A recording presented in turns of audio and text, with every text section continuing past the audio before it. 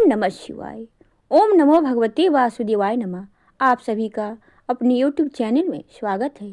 आज हम सुनेंगे माघ मास का महात्म 17वां अध्याय।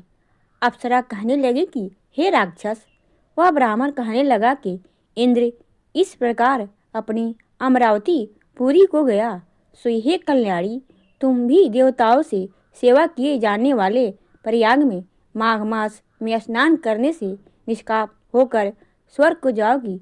सो मैंने उस ब्राह्मण के यह वचन सुनकर उसके पैरों में पकड़कर प्रणाम किया और घर जाकर सब भाई बांधव नौकर चाकर धन आदि त्याग कर शरीर को नष्ट होने वाली वस्तु समझकर घर से निकली और माघ में गंगा यमुना के संगम पर जाकर स्नान किया। सो हे निशाचर, 3 दिन में स्नान से मेरे सब पाप नष्ट हो गए हैं और 27 दिन में पुण्य से मैं देवता हो गई और पार्वती जी की सखी होकर सुख से निवास करती हूँ। इसीलिए मैं प्रयाग के महात्म के याद करके सब देवताओं को सहित माघ में प्रयाग स्नान करती हूँ। सो मैंने अपना यह सब वृतांत तुमसे कहा। तुम भी इस योनि में पड़ने और कुरूप होने का सब कारण कहो। तुम्हारी दाढ़ी और मुझे बहुत बड़ी बड़ी हो गई है और पार्वती की गुफा में वास करते हो। निशाचर कहने लगा कि हे भद्रे, सज्जनों से गुप्त बात कहने में भी कोई हानि नहीं होती। मुझको अब कोई संशय नहीं रहा कि मेरा उद्धार तुमसे ही होगा। सो मैं अपना सब वृतांत तुमसे कहता हूँ। मैं काशी में वेदों का ज्ञाता था और बड़े उच्च कुल के ब्राह्मण के घर जन्म लिया था। मैंने राजा, पापी, शूद्र तथा वैश्यों से अनेक प्रकार के दान लिए। मैंने दान लेने की मैं चंडाल को भी नहीं छोड़ा। उस जन्म में मैंने कोई भी धर्म नहीं किया, वहीं पर ही मेरी मृत्यु को प्राप्त हो गया। तीर्थ स्थान पर मरने से कारण नरक में नहीं, पहले 2 बार गिद्ध योनि में, 3 बार व्याघ्र योनि में, 2 बार सर्प योनि में, 1 बार उल्लिख योनि में और अब की 10वीं बार राक्षस हुआ हूँ और सैकड़ों वर्षों में इसी योनि में हूँ।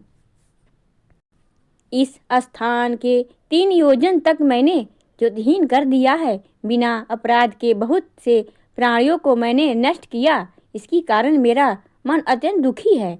तुम्हारे दर्शन से चित्त में कुछ शांति अवश्य आई है, क्योंकि सज्जनों का संग तुरंत ही सुखदायी होता है।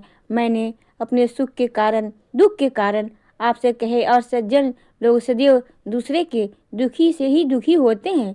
अब यह बताओ कि इस दुख की रूपी समुद्र को कैसे पार सकता हूँ? क्या क्षीर सागर हंस को ही दूध देता है और बकलों को नहीं देता? दरात्यन जी कहने लगे कि इस प्रकार उसने वचन सुनकर कांचन मानी ने कहा कि हे राक्षस, मैं अवश्य तुम्हारा कल्याण करूंगी। मैंने दृढ़ प्रतिज्ञा की है तुम्हारी मुक्ति के लिए।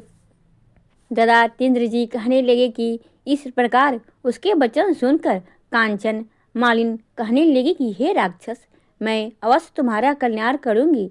मैंने दृढ़ प्रतिज्ञा की है कि तुम्हारी मुक्ति के लिए प्रत्यय करूंगी। मैं बहुत बार प्रयाग में स्नान किया है। वेद जानने वाले ऋषियों से दुखी को दान देने की प्रशंसा की है। समुद्र में जल बरसने से क्या लाभ? प्रयाग में स्नान करने का 1 बार का फल मैं तुम्हें देती हूँ, उसी से तुमको स्वर्ग की प्राप्ति होगी। उसके फल का अनुभव मैं कर चुकी हूँ। तब उस अप्सरा ने अपने गीले वस्त्र का जल निचोड़कर जल को हाथ में लेकर माघ मास के फलों को उस राक्षस को अर्पण किया। उसी समय पुण्य प्राप्त हुआ राक्षसी शरीर छोड़कर तेजमय सूर्य के ऋषि देवता रूप में प्रकट हो गया। आकाश में विमान पर चढ़कर अपनी कांति की चारों दिशाओं की ओर प्रकाशित करता हुआ शोभमान हुआ और कहने लगा कि हे ईश्वर, मैं ही जानता हूँ तुमने कितना उपकार मुझ पर किया है। अब भी कृपया कुछ इच्छा दो जिससे मैं कभी पाप ना करूँ। अब मैं तुम्हारी आज्ञा पाकर स्वर्ग में आऊँगा। तब कांचन मालिन ने कहा कि सदैव धर्म की रक्षा करो, काम रूपी शत्रु को जीतो, दूसरे के गुण तथा दोषों का वर्णन मत करो, शिव और वासुदेव का पूजन करो, इस देह का मोह मत करो, पत्नी पुत्र धन आदि की ममता त्यागो, सत्य बोलो, वैराग भाव धारण करो, योगी बनो। मैं तुमसे यह धर्म का लक्षण कहे, अब तुम देवता रूप होकर शीघ्र ही स्वर्ग को जाओगे।